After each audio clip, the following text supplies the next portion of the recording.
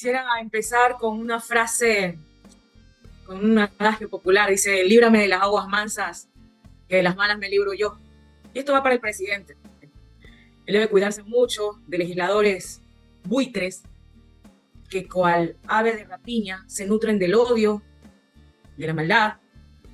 Si no hablan de la revolución ciudadana, seguramente no sobrevivirían políticamente, que fueron aplaudidores y defensores del narcogobierno de Lazo y que ahora llegan a este parlamento aupados por la bancada, por el apoyo del gobierno, a darnos clases de moral. Cuidado, presidente. Eso es grave también, pero creo que es muy importante y fundamental saber de dónde vienen. Fueron quienes en su momento denunciados por el presidente nefasto anterior por corrupción y ahora quieren venir a este parlamento a ensuciar este debate que coincido con todos los legisladores. Debemos elevar nuestro nivel de análisis, no solo político, sino económico y social, para poder entender por qué necesitamos o por qué nos ubicamos en las posiciones que nos encontramos en defensa del pueblo ecuatoriano en un momento tan difícil en materia económica y en materia de seguridad. Colegas asambleístas, presidente encargado de la sesión y de la ciudadanía, que seguramente está expectante en este debate. Cuando hemos dicho como clase política que estamos comprometidos con el país, con nuestros mandantes y con la lucha contra el terrorismo y la inseguridad pública por culpa del crimen organizado, es cierto. Nos identificamos y nos unimos y estamos dispuestos a contribuir con este tema desde nuestros espacios y mirando todos hacia el mismo lado. Sin embargo, también es verdad que no podemos identificarnos con modelos económicos abusivos que tratan de desaparecer a la clase media, a la clase trabajadora, a la gente de a pie. No podemos ver por encima, o no podemos ver por enésima vez, que los más vulnerables sean quienes afronten el peso de esta crisis al puro estilo de los modelos neoliberales. Al menos mi bancada ha hecho pública su postura de estar en contra de la subida del IVA, por propuesta del Ejecutivo que hasta hace unos días no tenía respaldo ni en la comisión que se la procesó.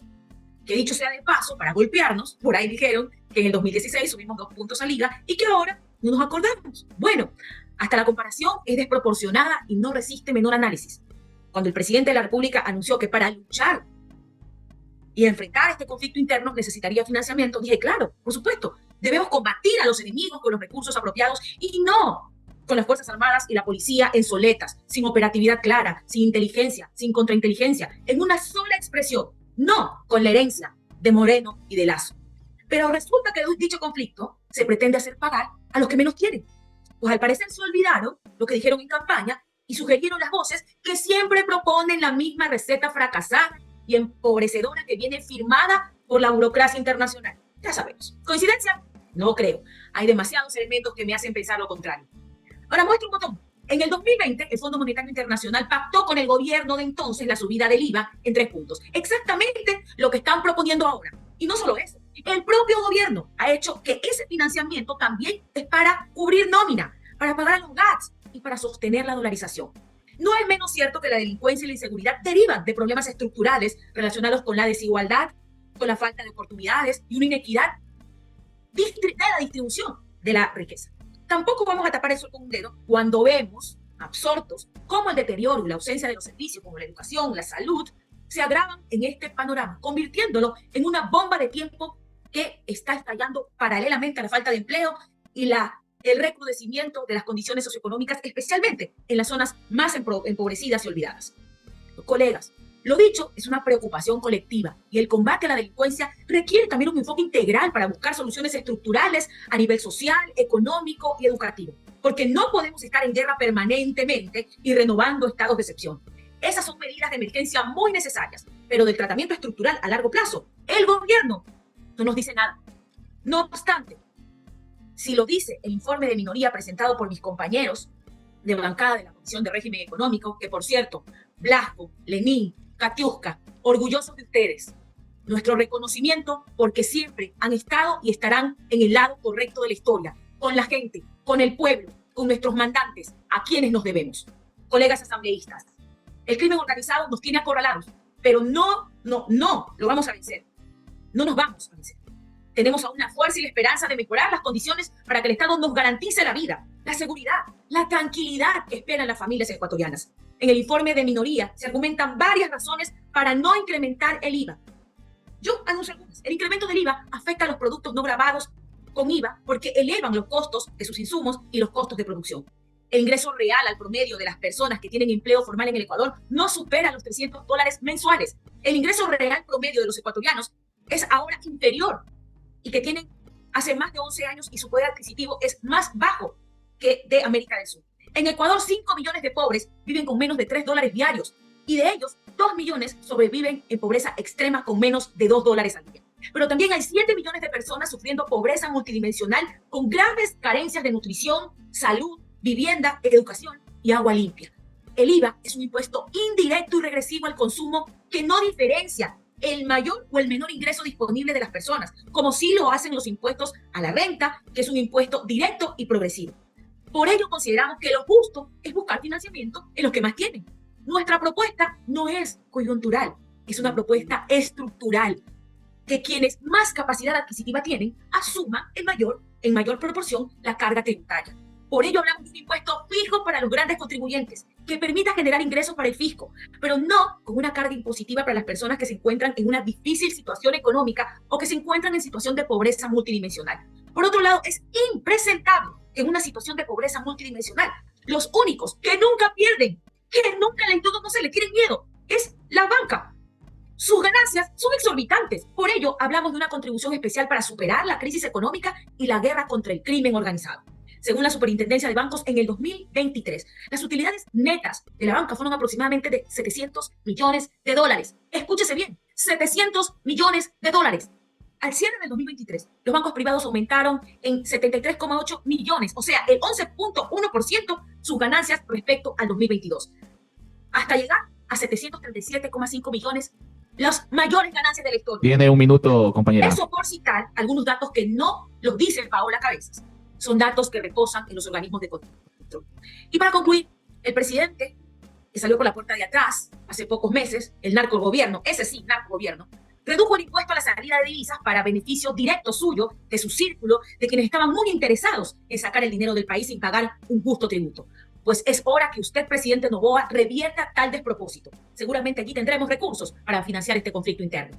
Presidente ecuatorianos, este es el primer debate y apelamos a que se consideren las propuestas que hemos hecho varios de los sectores políticos a través de nuestras bancadas. Hay más y mejores formas para contribuir con la justicia social. Basta de hacernos los locos con los grupos de poder de este país. Basta de cargar sobre los hombros de la clase media, de los empobrecidos. Ha concluido su tiempo, compañera. Muchas gracias. Los capitales siguen saliendo sin tributar demasiado y los evasores se siguen riendo en la cara del pueblo ecuatoriano. Muchas gracias.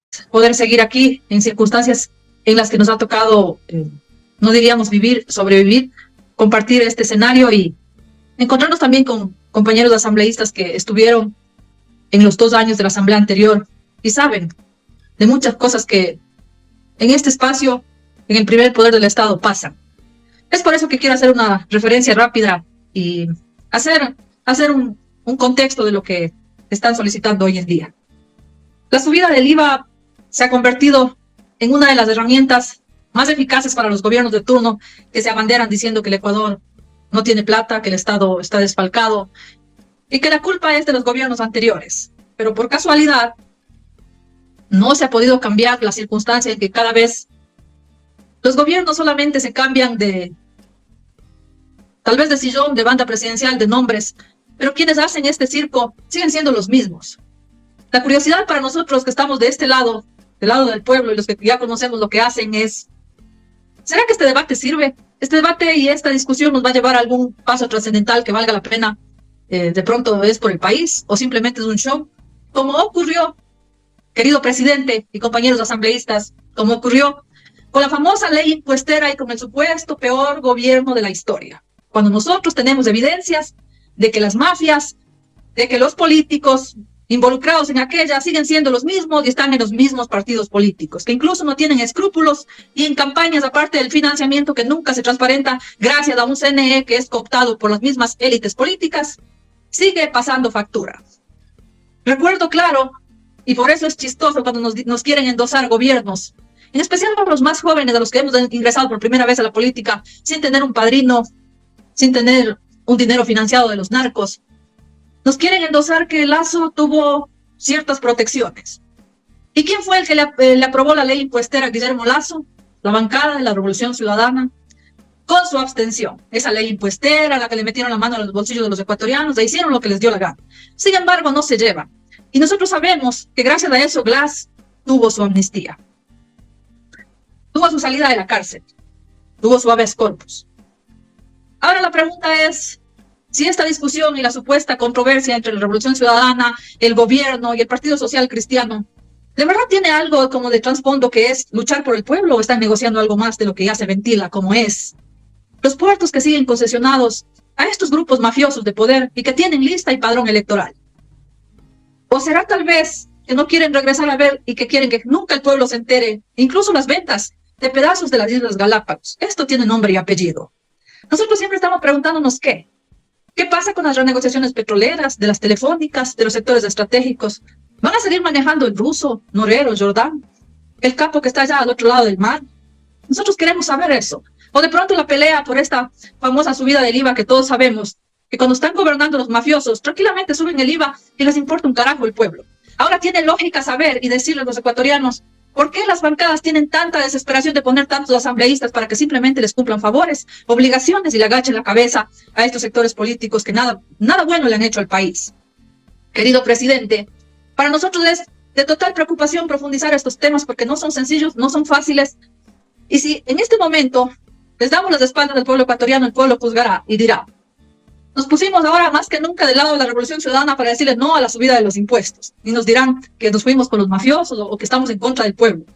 Y después dirán de pronto que si votamos a favor nos fuimos con el gobierno y el gobierno impuestero y subidor de IVA y metedor la mano al bolsillo a todos los ecuatorianos. En este momento uno tiene que aprender a bailar, como saben decir en las fiestas, no anda a bailar con ese el más feo. Pero no, aquí nosotros queremos ser un poco más maduros y acercarnos a la realidad de lo que vive el Ecuador. Y preguntamos a la vez, señor presidente, nosotros sí queremos de que nos salgan a decir, el gobierno, su ejecutivo, sus ministros, ¿cuáles son los correctivos que están tomando para de verdad hacer un frente a esta situación que vive el país? ¿Va a valer la pena? ¿Este dinero que pretenden recuperar va a tener una arista de control, ya que con los GATS tienen muchas deudas, pero nosotros también sabemos que los gobiernos autónomos descentralizados jamás han transparentado el uso de sus recursos? Por eso sabemos que como el municipio de Salinas y el gobierno de Santa Elena, gobierno provincial, ha estado metido en medio de la mafia y no son los únicos GATS. Por lo tanto, ningún dinero del pueblo alcanzará cuando las mafias metan la mano a estos espacios que le pertenecen al pueblo ecuatoriano. La pregunta es, ¿Glass sigue en la Embajada de México? Esto de que la Revolución Ciudadana le da las espaldas a votar por esta subida de IVA, que ellos ya son maestros en hacerlo. Lo hicieron en 2016 y se llevaron todos esos presupuestos las mafias. Votaron por la ley impuestera de Guillermo Lasso y después dijeron que eran enemigos. Hoy le dicen a Daniel Noboa, que es el más cercano y que cuando gusta él les lleva a pasear a muchas muchachas fuera del país, le dicen que no están de acuerdo. Eso no le creemos. No sabemos qué hay en medio de esto. O puede ser que Glass esté en la embajada, ya no esté, o tenga a lo mejor días de que se haya ido, y eso hay que preguntarle a José Serrano. Entonces, todas estas cosas a nosotros nos tienen muy preocupados. En este momento, el Ecuador es una incertidumbre total, y todos están diciendo, este dinero que vamos a recaudar es para enfrentar a las guerras, a la guerra interna y a las mafias. Sí, eso es lo que piensa el pueblo humilde, sencillo, la gente que piensa que de verdad un gobierno va al cargo para poner a un país en orden. Pero nosotros, yo les puedo decir que no es así. Porque si fuera verdad que las elecciones vienen para elegir un presidente que sea totalmente imparcial y que va a poner un país en orden, no tenía la necesidad de asesinar a Fernando Villavicencio. Pero todos sabemos el por qué. ¿Por qué, señor presidente, si usted no tiene compromisos, tuvo que poner al hermano de Diana Tamaín de embajador en Kenia? ¿Por qué, señor presidente, si usted de verdad quiere solucionar el conflicto armado interno con este presupuesto, no tiene ninguna directriz clara de lo que quiere hacer? Y se ha dedicado cada vez y cuando como para pasar sus discursos populistas a mandar leyes de economía urgente a la Asamblea Nacional para que nosotros estemos dando el voto cada rato. ¿Qué cree usted que la Asamblea es el patio de la casa de Colón? O sea, ya tienen que empezar a ubicarse. Estas cosas que están pasando no está bien. Y nosotros queremos saber también por qué, si estamos haciendo frente a las mafias, no se saca al fin del día a remojar la cara de uno de los capos principales ecuatorianos. Ni Norero, ni ruso. Sí, claro, por supuesto, querido presidente. Aclarémosle a los ecuatorianos que ninguno de esos mafiosos que han salido en la lista de Metástasis, y de hecho hago oportuno el espacio para felicitar el trabajo de la fiscal, ninguno de ellos son los verdaderos capos. Los verdaderos capos que no sacan a remojárselo y a decirle a los ecuatorianos que son ellos los culpables de esta debacle, unos están en Estados Unidos, otros están en Europa, y así sucesivamente. Esto nos preocupa. Al fin del día, Lo que reconocemos es que el país se encuentra en una grave crisis, no solamente económica, las aristas son muchas. El trabajo que nosotros queremos hacer es el beneficio de los ecuatorianos. Pero yo sí les quiero decir que ojalá este proyecto de ley no se haya convertido en una negociación que vaya de nuevo apuntando a beneficiar a un delincuente que se encuentra, gracias al apoyo político, escondido en una embajada y muchos más que saldrán a la luz. Gracias. Se habla que con estos recursos se van a financiar el combate al narcotráfico. El gobierno ha hecho alusión que se han reducido las muertes violentas y se ha recuperado el control de las cárceles. Pero fuese el colmo que con toda la fuerza pública en las calles no lo haga. El estado de excepción dura 60 días y la gran pregunta y preocupación de los ecuatorianos es ¿qué va a pasar después? Recuerden, colegas legisladores, que el presidente Noboa, en el debate de segunda vuelta, hizo alusión al incremento del IVA, que ya lo aplicó un gobierno en el año 2016, y se burló de esta medida para ahora él querer implementarla. Siempre hemos estado apegados al pueblo y en las clases populares, que son quienes a diario sufren la falta de empleo, de educación y las desigualdades sociales. El incremento del impuesto al valor agregado afecta directamente a los que menos tienen, en medio de una crisis económica, porque los que menos tienen destinarán más recursos al pago de este impuesto. Los productos que consumen las personas de menos ingresos e ingresos medios han cambiado en cuanto a las exenciones que beneficia la ley. La canasta de productos protegidos por el IVA ya no son los mismos. Es algo que no ha considerado el Ministerio de Economía y Finanzas. Actualmente, varias instituciones han determinado que en la canasta básica ya se incluyen productos elaborados que gravan IVA. Servicios como el Internet y los minutos celulares son de uso prioritario y que también gravan IVA. Los productos y servicios que vayan a recibir excepciones deben ser analizados en base a la situación actual del país. El Ministerio debería realizar una nueva actualización de los mismos. Del proyecto planteado, sugerimos las siguientes observaciones en el artículo 10. Además de los impuestos que se estarían generando a los bancos, estos no deberían ser excluidos para ellos, sino se debería tomar en cuenta también a las instituciones financieras privadas, cuya utilidad anual supere los 10 millones de dólares. Como una solución se plantea que el IVA subirá al 13% de forma permanente, pero se incrementará temporalmente en 2 puntos porcentuales adicionales para llegar al 15%, durante lo que resta el ejercicio fiscal 2024 y los ejercicios fiscales 2025 y 2026. Pero en realidad, por la temporalidad que exista, el golpe al pueblo ecuatoriano va a estar latente. Y los proyectos o reformas que generen empleo y una mejor calidad de vida a los ecuatorianos no se ve venir. Como Grupo Pachacuti planteamos las siguientes alternativas para que no se incremente el impuesto al valor agregado. Incrementar el impuesto a la salida de divisas del 3.5% al 6%. Renegociar los contratos con telefónicas extranjeras que permitirán recaudar $1.000 millones al año. Impuesto especial a las utilidades de la banca, porque su utilidad fue de $1.500 millones en el año 2023. Aplicar un impuesto especial progresivo a los grandes patrimonios, por ejemplo, el 1% a los que superen el $1 millón. Combatir la evasión tributaria, porque según la CEPAL, llega a $7.000 millones al año. El Servicio de Rentas Internas debe ser más diligente y eficiente en su tarea. Y no más condonaciones como las que aprobaron en el primer proyecto económico urgente, los mismos que ahora dicen estar al lado del pueblo. Además de negociar con los acreedores de los intereses de la deuda externa para que el cobro sea a partir del 2025. Se habla sobre la fiscalización de subsidios a los combustibles y estamos de acuerdo, siempre y cuando no se afecte al pueblo, a los agricultores, a las pequeñas y medianas empresas, al transporte público y otros. Pero analizar lo que compete a las grandes empresas camaroneras, atuneras y mineras, que además de tener grandes ganancias, atentan contra la naturaleza. Estas y otras acciones se podrían aplicar. Todo es cuestión de voluntad política, dejando de lado el beneficio a los grandes grupos económicos de siempre. No apoyamos ni apoyaremos medidas que vayan en contra del pueblo. Al contrario, nuestros votos estarán en proyectos que busquen su progreso y bienestar. Se habla que si no se incrementa el IVA al 15%, no se podrá contar con los recursos suficientes para el pago de salarios al sector público, totalmente afectado. Nos parece una medida de presión totalmente populista para que se acceda a la aprobación de esta ley económica urgente. Pero cabe recordar al pueblo ecuatoriano que los empleados y trabajadores de los gobiernos autónomos descentralizados y otros sectores no cobran sus salarios desde el año anterior, porque esa es la realidad. Y no se venga a decir que ahora no habrán recursos para cubrir las nóminas del sector público ante una caja fiscal totalmente quebrada. Basta de jugar con el pueblo y de manipulaciones. Nuestro deber debe ser el de velar por el bienestar del pueblo y sobre todo de quienes menos oportunidades tienen. El gobierno debe buscar mejores alternativas para conseguir los recursos que faltan para la lucha a esta guerra armada interna, pero no golpeando el bolsillo de los ecuatorianos. Hasta aquí, señor presidente, mi intervención. Muchas gracias.